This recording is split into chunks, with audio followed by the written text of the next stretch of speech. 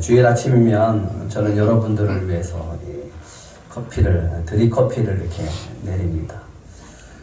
제가 드립커피를 좋아하게 된 계기는 선교사님이 1일 바리스타를 통해서 그 교육을 받으면서 참 좋은 거구나, 맛있구나 하는 것을 그때 깨달으면서 그 이후로 지금까지 선교사님이 직접 로스팅한 커피를 받아서 이렇게 같이 나누고 있습니다. 선교사님이 직접 로스팅해서 주신 이 커피를 마시다 보면 다른 커피는 못 마시겠어요. 그 정도로 이렇게 맛이 참 뛰어납니다. 요즘은 소확행이라는 말을 잘 쓰죠. 작지만 확실한 행복이라는 뜻입니다. 저한테는 이 드립커피를 이렇게 내려서 마시는 것이 소확행이 됐습니다. 그런데 선교사님이 보내주신 택배를 받는 순간 기분이 언짢아지는 때가 있었습니다. 뭐냐 하면 택배를 붙였는데 받는 사람 이름을 박종호라고 하지 않고 박종호라고 이렇게 써서 보내신 거예요. 처음에는 문자로 제 이름을 정확하게 알려드렸어요. 제 이름이 박종호가 아니라 박종호입니다. 그래서 당분간은 계속해서 제 이름을 제대로 적어서 보내주셨어요. 근데 얼마 있다가 또 박종호라고 적어서 보내는 거예요. 그래서 어떻게 할까 하다가 그냥 내버려 두자라고 하고서 이렇게 내버려 뒀습니다. 그리고 한참 있다가 이렇게 말을 할 기회가 있어서 다시 수정해 드렸어요. 그리고 계속해서 박종호라고 하는 이름으로 정확하게 써서 보내주셨습니다. 근데 지난주 금요일 날 또 박종호라고 써서 보내신 거예요. 이번에 왜 이럴까? 기분이 살짝 나빠지더라고요. 제가 왜 기분이 나빴을까요? 이름이 정확하게 안 불려지고 기록이 안 되어지면 이게 나에게 무관심한가 라는 생각이 들기 때문에 좀 기분이 나빠집니다.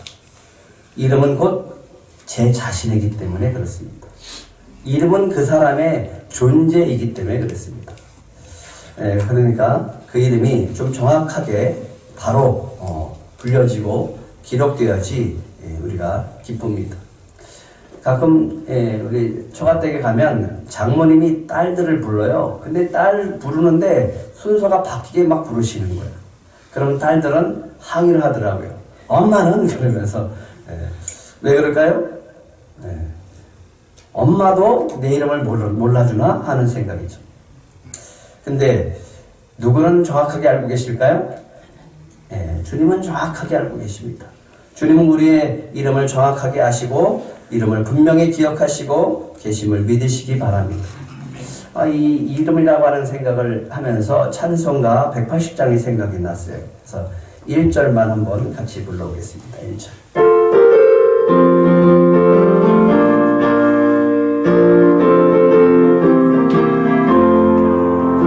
하나님의 나팔 소리 천지 진동할 때에 예수 영광 중에 구름 타시고 천사들을 세계 만국 모든 곳에 보내어 구원받은 성도들을 모으리. 나팔 불 때 나의 이름 나팔 불 때 나의 이름 나팔 불 때 나의 이름 부를 때에 장치 참여하겠네. 나팔 불 때 나팔 불 때 나의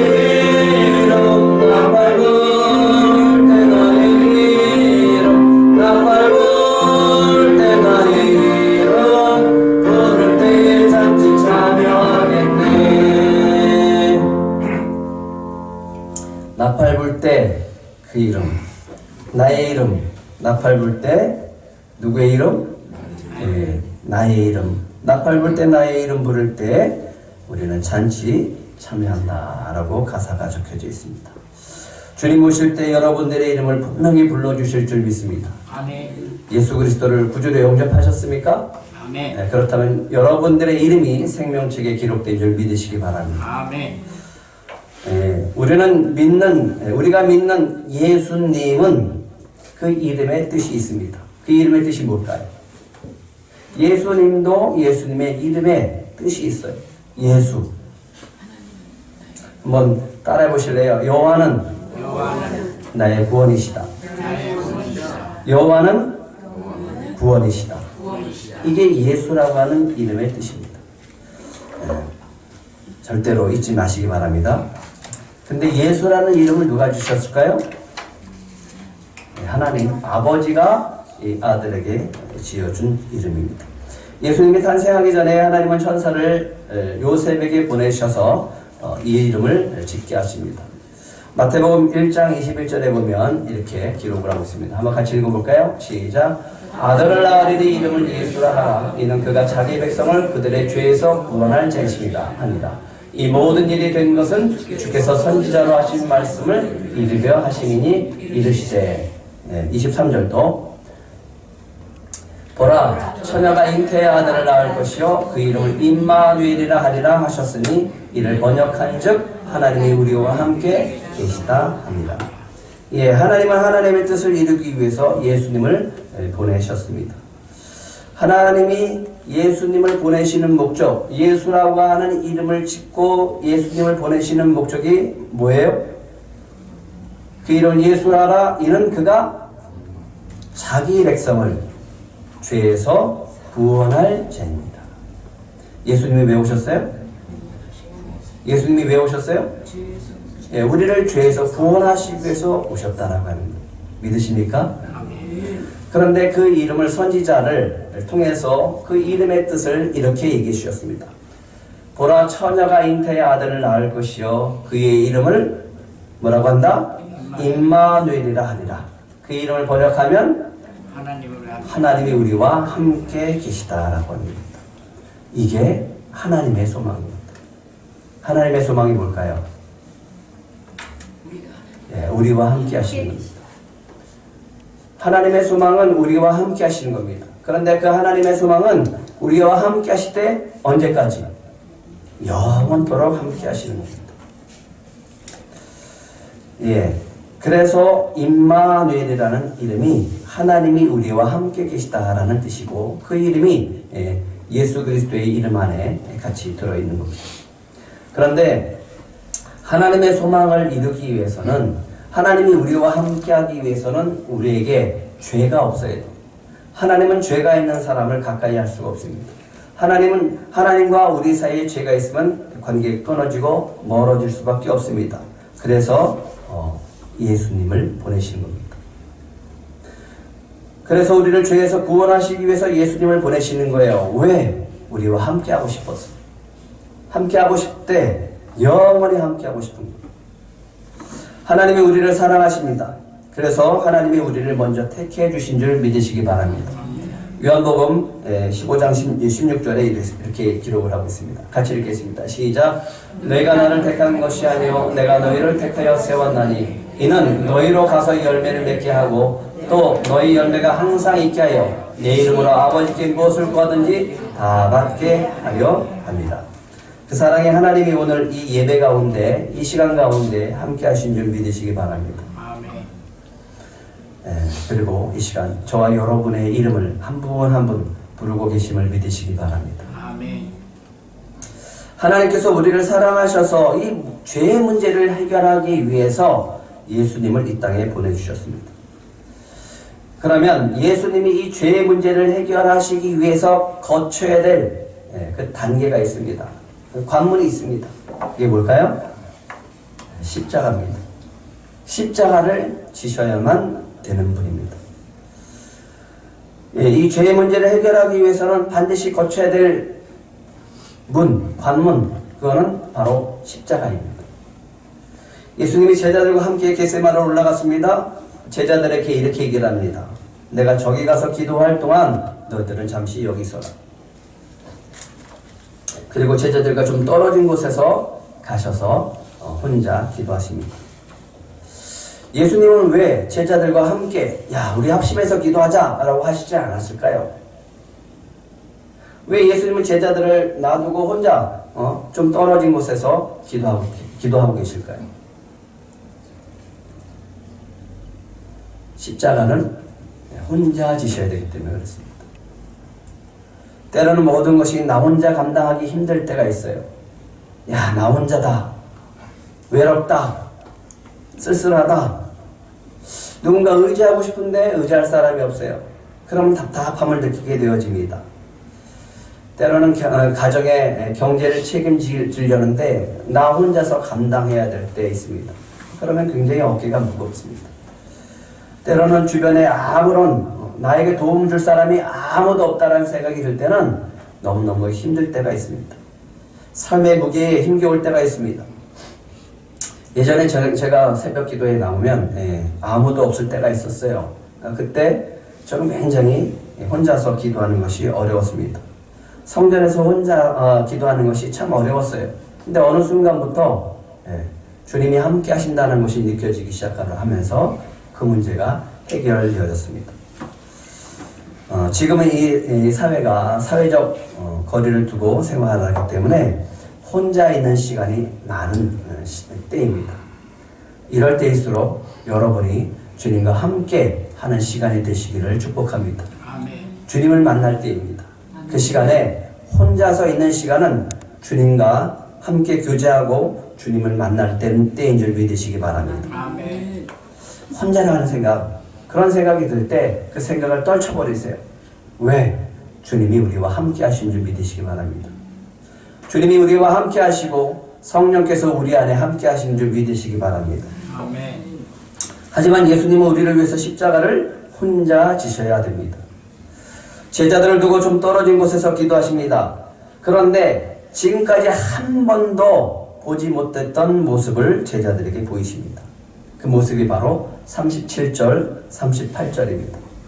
같이 읽겠습니다. 시작. 베드로와 세베대의 두 아들을 데리고 가실새 고민하고 슬퍼하사 이에 말씀하시되 내 마음이 매우 고민하여 죽게 되었으니 너희는 여기 머물러 나와 함께 깨어있으라 하시고.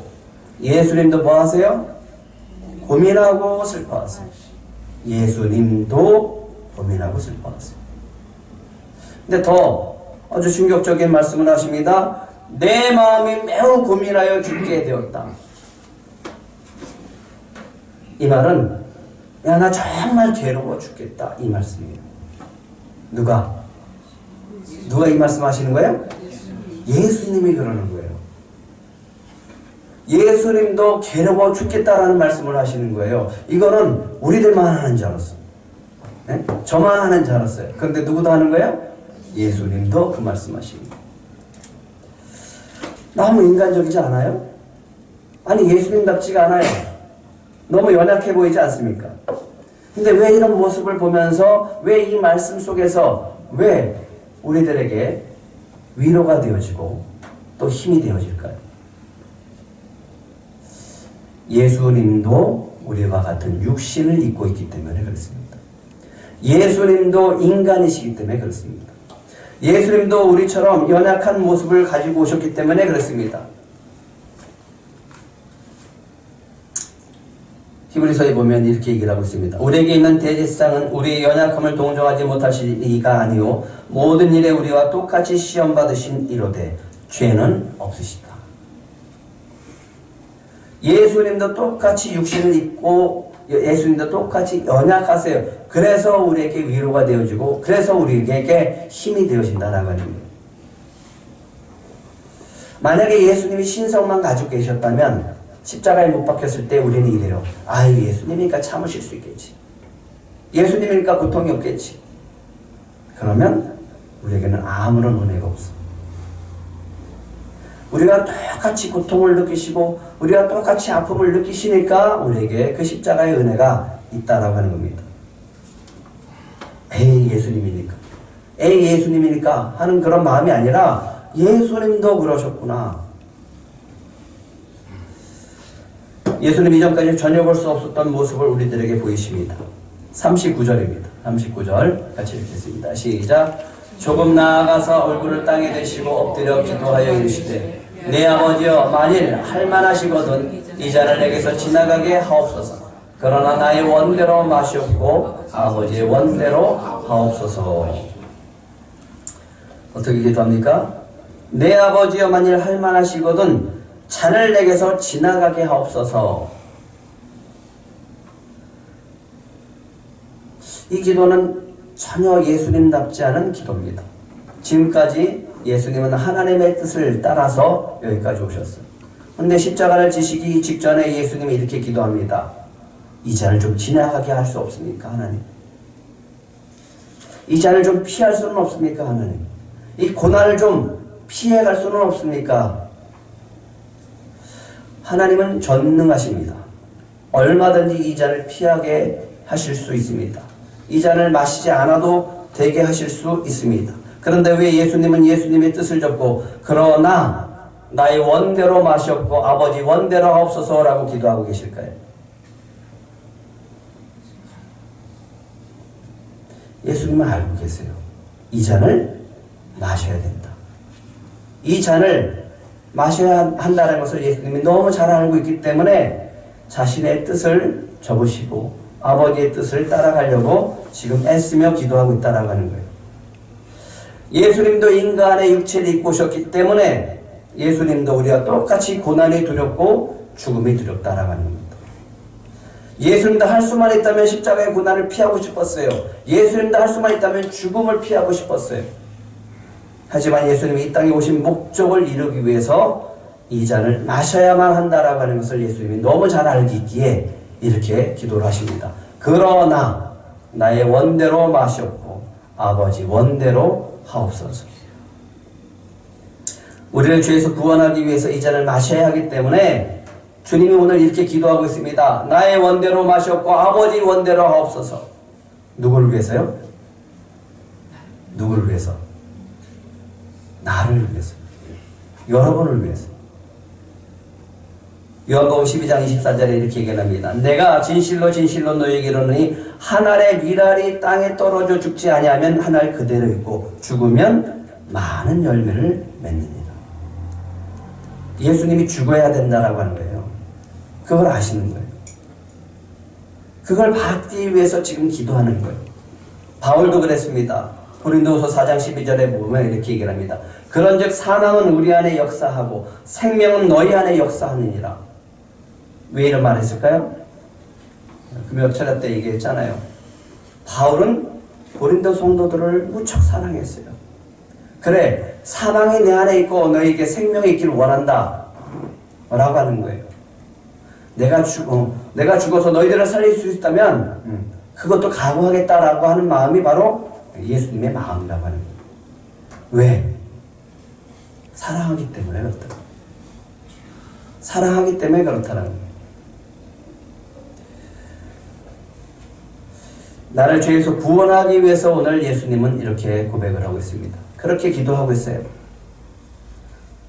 나와 함께 영원히 함께 하시기 위해서 예수님은 오늘 이렇게 기도합니다. 나의 원대로 마시옵고 아버지 원대로 하옵소서. 요즘 부모나 할머니, 할아버지들 자녀들을 보면 너무너무 이뻐하시고 사랑스러운 모습 때문에 이렇게 붙여지는 단어가 하나 있습니다. 뭘까요? 바보입니다. 바보. 딸 바보, 아들 바보, 손주 바보.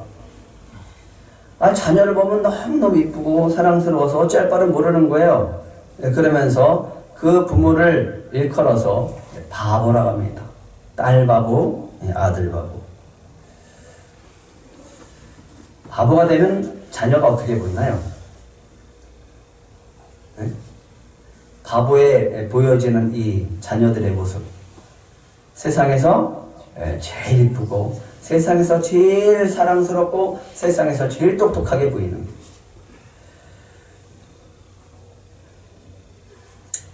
다른 사람이 보기에는 아무것도 아니에요. 그런데 자기가 보기에는 완전히 기적이 일어나는 것처럼 감탄하고 막 놀라는 걸 볼 수 있어요. 우리가 보기에는 아무것도 아니고 당연한 건데. 그래서 사랑하면 그게 바보가 되는 것보다 이런 생각이 듭니다. 저도 우리 아이들이 자녀를 손자, 손녀를 하면 그렇게 되지 않을까 그런 생각을 해봅니다.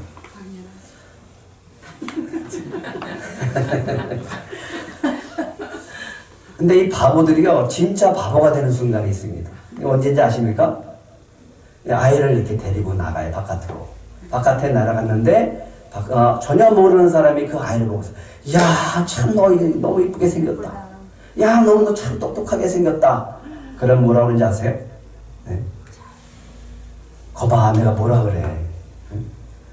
우리 눈에만 그러는 게 아니라니까. 바보 집단이. 네. 다 바보들이죠. 바보는 즐거워요. 너무너무 사랑스러우니까 그냥 바보가 되는 거예요. 예수님이 오늘 우리를 위해서 이렇게 기도하십니다.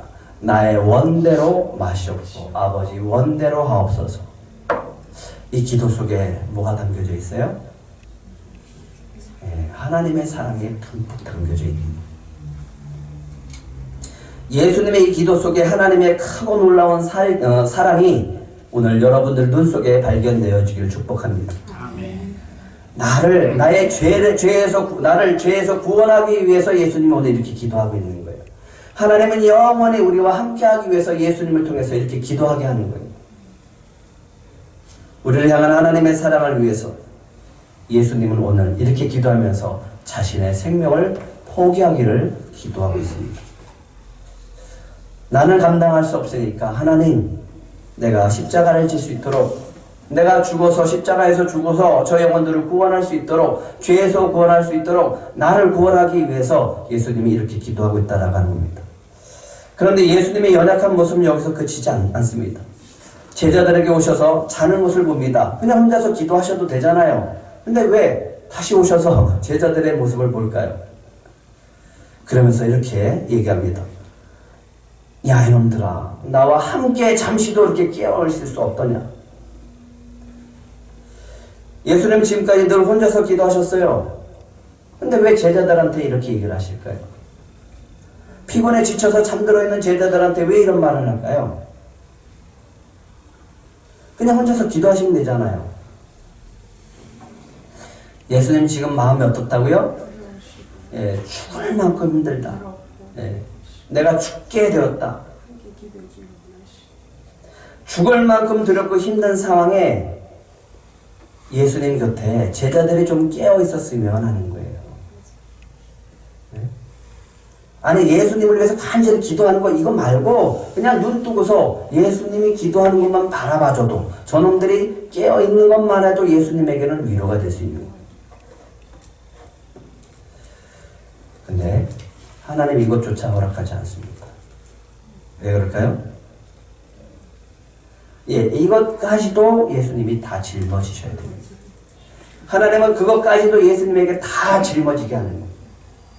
그 외로움도 고통도 고난도 다 짊어지게 하는 거예요. 그리고 다시 이 모든 죄를 담당하기 위해서 올라가서 또 기도합니다. 두 번째 기도합니다. 42절입니다. 42절 같이 읽겠습니다. 시작. 다시 두 번째 나아가 기도하여 이르시되 내 아버지여, 만일 내가 마시지 않고는 이 잔이 내게서 지나갈 수 없거든 아버지 원대로 되기를 원하나이다 하시고. 첫 번째 기도와 두 번째 기도의 차이가 뭐가 있을까요?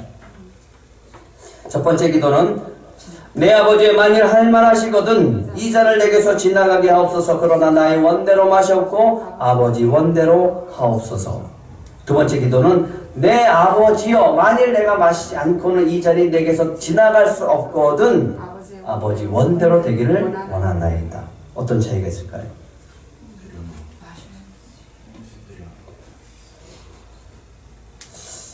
예수님은 두 번째 기도하시면서 고난의 잔을 피하고 싶다는 생각을 어떻게 하시는 거예요? 접어버리는 거예요. 버리는 거예요. 하나님의 뜻을 따라서 가기 위해서 내 뜻을 버리는 거예요. 하나님의 뜻을 따르기 위해서 내가 죽기로 각오하는 거예요. 죽음을 피하지 않겠다라고 하는 게 아니라 죽음을 감당하겠다는 거예요. 십자가를 피하겠다는 게 아니라 십자가를 감당하겠다라고 하는 거예요. 이 각오가 두 번째 기도에 나타나고 있습니다. 아버지, 내가 이 잔을 마셔야 한다면, 내가 반드시 이 잔을 마셔야 된다면, 나를 위해서 마셔야 된다면, 여러분을 위해서 마셔야 된다면 이렇게 고백을 하시고 있어요. 이렇게 기도합니다. 아버지 원대로 되기를 원하나이다.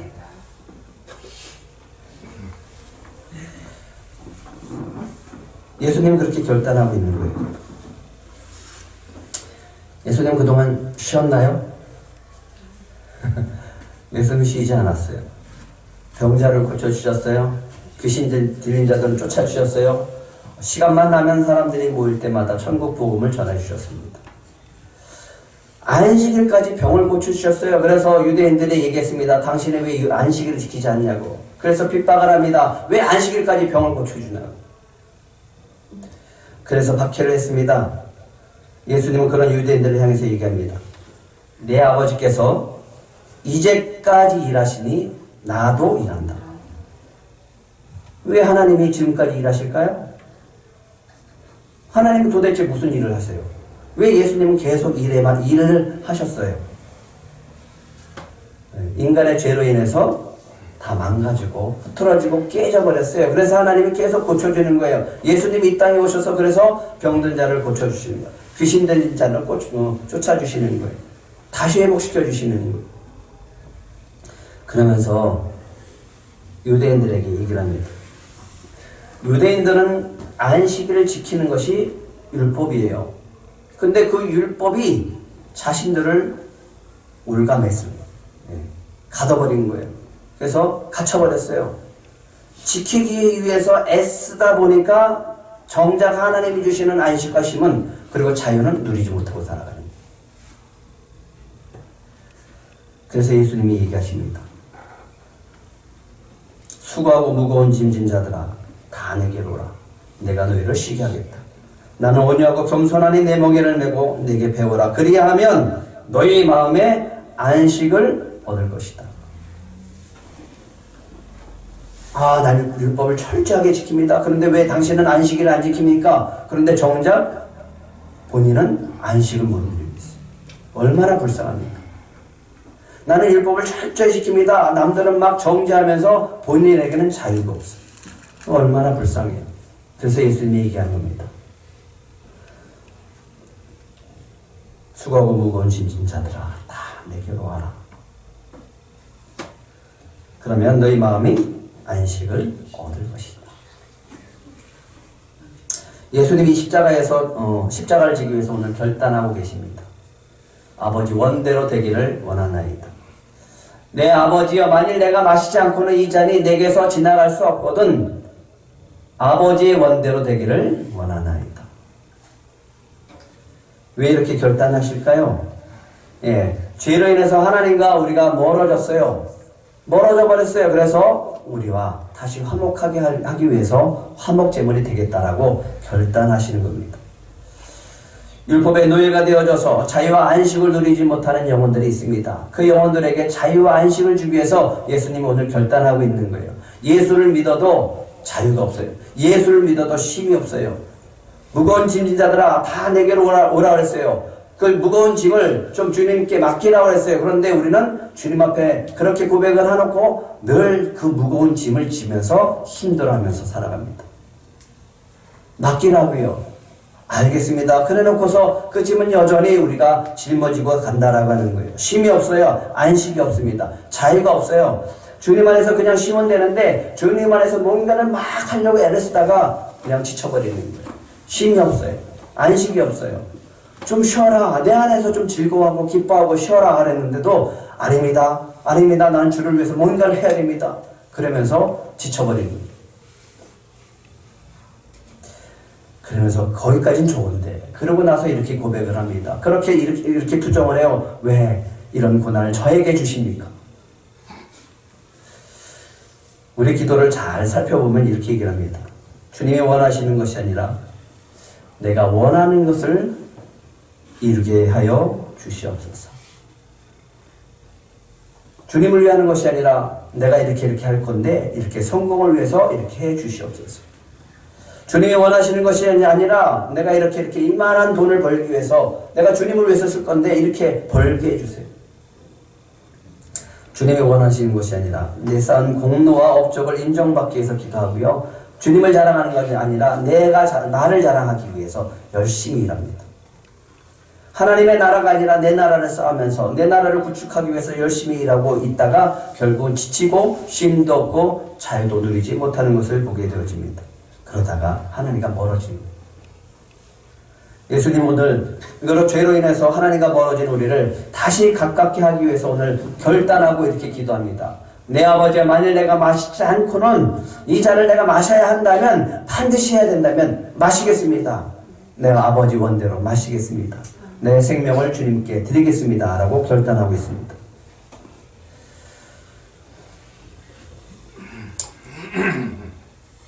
예수님이 다시 제자들에게 오십니다. 제자들은 뭐하고 있어요? 여전히 잠에 빠지고 있습니다. 제자들은 잠시도 깨어서 예수님과 함께 기도하지 못했어요. 그냥 계속 피곤해서 잠에 취해서 있는 겁니다.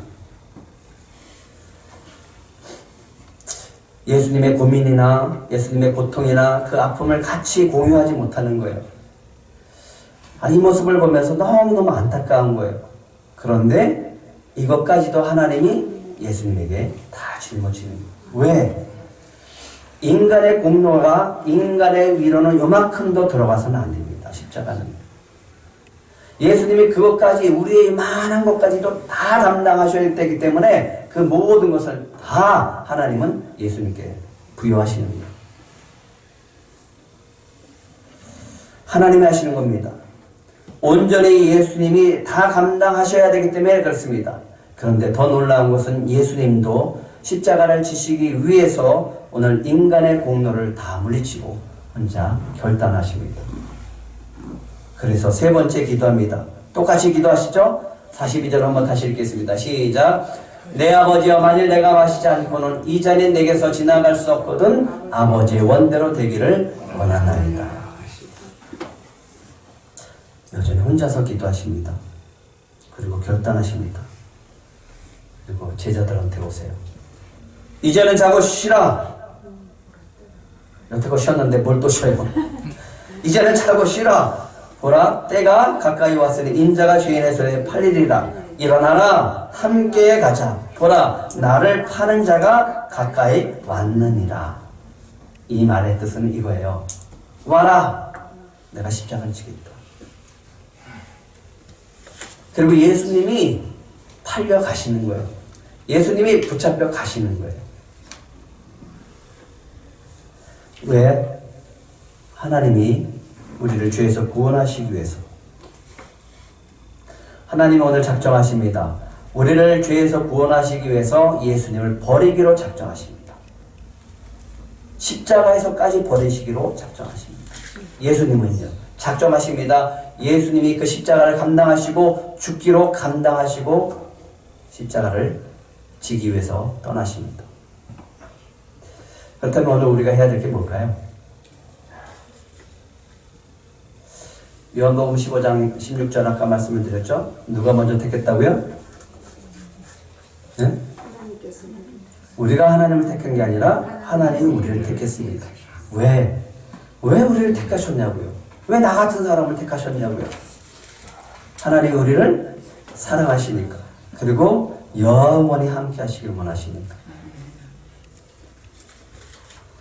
그것을 믿으시기 바랍니다. 또 한 가지 인정해야 될 것이 있습니다. 주님 앞에, 그 십자가 앞에서 한번 따라해 보실래요? 나는 죄인입니다. 나는 죄인입니다 라고 하는 것을 인정하게 하는 거예요. 인정하는 거예요. 예수님이 나를 죄에서 구원해 주시기 위해서 십자가를 지셨다라고 하는 것을 믿으시기 바랍니다. 주님이 주신 십자가의 사랑에 기뻐하시기 바랍니다.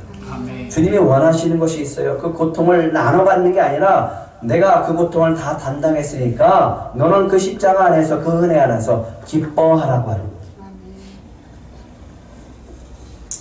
주님이 오늘 저와 여러분을 죄에서 구원하시기 위해서 이렇게 기도하십니다. 우리 42절 또 한번 다시 읽겠습니다. 시작. 다시 두 번째 나아가 기도하여 이르시되 내 아버지야, 만일 내가 마시지 않고는 이 잔이 내게서 지나갈 수 없거든 아버지 원대로 되기를 원하나이다. 이번 주 고난주간입니다. 주님이 주신 십자가를 나를 위한 십자가라고 믿으시고 그 십자가를 한번 묵상하는 그런 한 주간이 되시길 바랍니다. 그 십자가는요, 임마누엘의 하나님께서 우리와 영원히 함께 하시기 위해서 예수님을 이 땅에 보내시고 우리의 죄를 감당시키신 십자가입니다. 그 사랑을 받아 누리시기를 축복합니다.